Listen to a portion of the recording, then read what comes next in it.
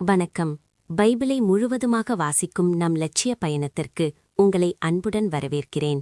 இன்று நாம் 2 குறிப்பேடு 20வது வாசிக்க இருக்கிறோம்.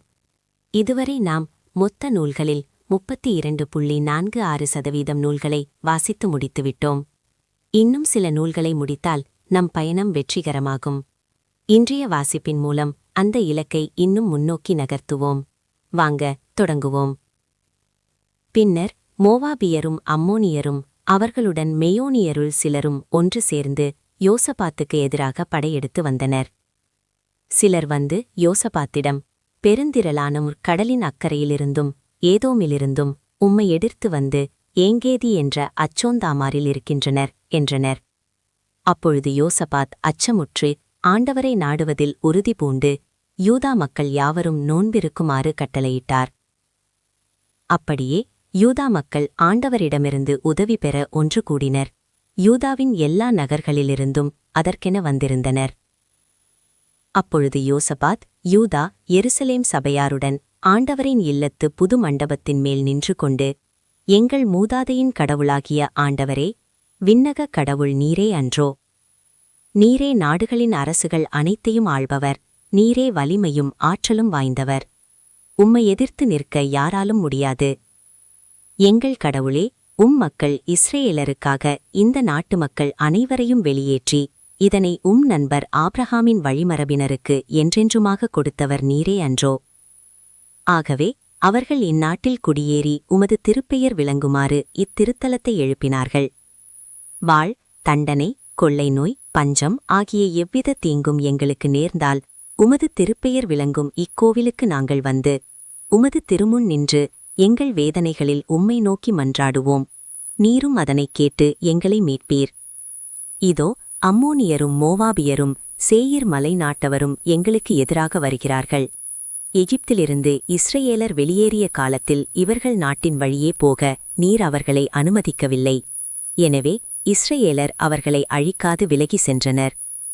இதோ அவர்கள் நன்றி கொன்றவர்களாய் நீர் எமக்கு உடைமையாகத் தந்த இந்நாட்டிலிருந்து எங்களை துரத்திவிட வருகிறார்களே. எங்கள் கடவுளே, அவர்களுக்கு நீர் நீதி வழங்க மாட்டீரோ? எங்களுக்கு எதிராக வருகிற இப்பெரும் படையை எதிர்த்து நிற்க எங்களுக்கு வலிமையில்லை. எங்கள் கண்கள் உம்மை நோக்கிக் கொண்டிருக்கின்றன. நாங்கள் செய்ய வேண்டியது வேறு எதுவெனத் தெரியவில்லை என்று மன்றாடினார். யூதா குலத்தார் அனைவரும் தங்கள் குழந்தைகள், மனைவியர், புதல்வர்களுடன் ஆண்டவர் திருமுன் நின்று கொண்டிருந்தனர். அவ்வேளையில் அச்சபை நடுவிலிருந்த யாகசேலின் மேல் ஆண்டவரின் ஆவி இறங்கியது. இவர் ஆசாப்பின் குலத்தில் உதித்த ஒரு லேவியர். இவர் மத்தன்யா, ஏயியேல், பெனாயா ஆகியோரின் வழிவந்த சக்கரியாவின் புதல்வர். யாகசேல் மக்களை நோக்கி, யூதா எருசலேம் வாழ் மக்களே, அரசே யோசபாத்து, கவனமாய் கேளுங்கள். ஆண்டவர் உங்களுக்கு கூறுவது இதுவே: இப்பெரும் படையினரைக் கண்டு நீங்கள் அஞ்சவும் வேண்டாம், நிலை குறையவும் வேண்டாம். இப்போர் உங்களுடையதல்ல, கடவுளுடையது. நீங்கள் அவர்களுக்கு எதிராக நாளை படையெடுத்து செல்லுங்கள். அவர்கள் சீஸ் மலைச்சரிவின் வழியாக வருவார்கள். நீங்கள் போய் எருசவேல் பாலை நிலத்திற்கு எதிரேயுள்ள பள்ளத்தாக்கின் எல்லையில் அவர்களை சந்திப்பீர்கள். அங்கே நீங்கள் போரிட வேண்டியதில்லை, அணிவகுத்து நின்றாலே போதும். யூதாலே, எருசலேமே, உங்கள் சார்பாக ஆண்டவர் கொள்ளும் வெற்றியை காண்பீர்கள். எனவே அஞ்சாமலும் நிலை குலையாமலும் இருங்கள். நாளை அவர்களை நோக்கி செல்லுங்கள், ஆண்டவர் உங்களோடு இருப்பார் என்றார். இதைக் கேட்டவுடன் யோசபாத்தும் அவருடன் யூதா எருசலேம் வாழ் மக்கள் யாவரும் முகம் குப்புற தரையில் வீழ்ந்து ஆண்டவரை வணங்கினர். கோகாத்தியரையும் கோராக்கியரையும் சார்ந்த லேவியர் எழுந்து நின்று இஸ்ரேலின் கடவுளை உரத்த குரலிலும் உயர்ந்த தொனியிலும் வாழ்த்தினர். அவர்கள் அதிகாலையில் எழுந்து தெக்கோவா பாலைநிலம் நோக்கி புறப்படுகையில் யோசபாத்து அவர்களிடம், யூதா எருசலேம் வாழ் மக்களே, எனக்கு செவி கொடுங்கள். உங்கள் கடவுளாகிய ஆண்டவரை நம்புங்கள், உங்களுக்கு தீங்கேதும் நேராது. அவர்தம் இறைவாக்கினரை நம்புங்கள், நீங்கள் வெற்றி பெறுவீர்கள் என்றார். அவர் மக்களோடு கருத்து பரிமாற்றம் செய்த பின் ஆண்டவரை புகழ்ந்து பாட பாடகர்களை நியமித்தார். அவர்கள் விழா சீருடை அணிந்து படைகளுக்கு முன்னே பாட வேண்டியது: ஆண்டவரை போற்றுங்கள், ஏனெனில் அவர் தம் பேரன்பு என்றுமுள்ளது. அவர்கள் அவ்வாறே ஆண்டவரை புகழ்ந்து பாடத் தொடங்கியபோது யூதாவை எதிர்த்து வந்தவர்களான அம்மோனியரையும் மோவாபியரையும் சேயீர் மலை நாட்டவரையும் ஒருவருக்கொருவர் பகைவராக்கி முறியடித்தார் ஆண்டவர். முதலில் அம்மோனியரும் மோவாபியரும் சேர்ந்து சேயீர் மலை நாட்டவரை அடியோடு அழித்தனர். இவ்வாறு சேயீர் மக்களை தீர்த்து கட்டிய பின் தங்களுக்குள் ஒருவர் மற்றவரை வீழ்த்தி அழித்துக் கொள்வதில் உதவினர். யூதா மக்கள் பாலைநில காவல் மேட்டுக்கு வந்து படைத்திரளை பார்த்தபோது நிலத்தில் பிணங்களே கிடப்பதையும் யாருமே உயிர் தப்பவில்லை என்பதையும் கண்டு கொண்டனர். உடனே யோசபாத்தும் அவர் மக்களும் அவர்களின் உடைமைகளை கொள்ளையிட வந்தனர். அவர்களிடையே பொருள்களும் ஆடைகளும் விலையுயர்ந்த அணிகளும் அவர்கள் சுமக்க முடியாத அளவுக்கு மிகுதியாக கிடக்க கண்டனர். அவை எவ்வளவு மிகுதியாயிருந்தனவெனில் அவற்றை கொள்ளையிட 3 நாள்கள் ஆயின. 4ஆம் நாள் பெராக்கா பள்ளத்தாக்கில் ஒன்று கூடி ஆண்டவரை புகழ்ந்து பாடினர். எனவே இந்நாள் வரை அவ்விடம் புகழ்ச்சி பள்ளத்தாக்கு என்று அழைக்கப்படுகிறது. பின்னர் யூதா எருசலேம் ஆள்கள் அனைவரும் யோசபாத்தின் தலைமையில் மகிழ்ச்சியோடு எருசலேமுக்கு திரும்பினர். ஏனெனில் ஆண்டவர் அவர்களின் பகைவர்களை முன்னிட்டு அவர்களை மகிழ்வுற செய்தார்.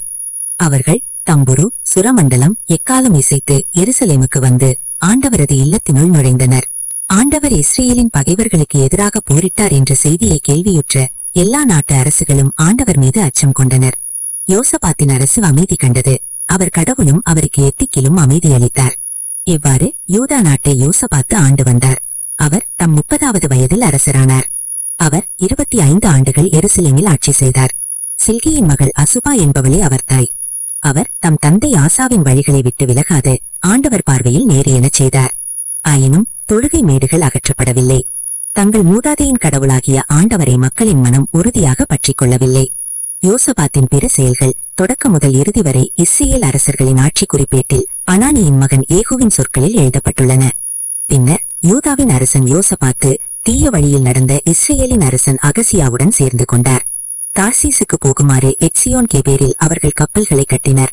ஆனால் மாரேசாவை சார்ந்த தோதாவாவின் மகன் எலியேசர் யோசபாத்துக்கு எதிராக இறைவாக்குரைத்து, நீர் அகசியாவோடு சேர்ந்து கொண்டமையால் ஆண்டவர் உன் திட்டங்களை அழித்து விடுவார் என்றார்.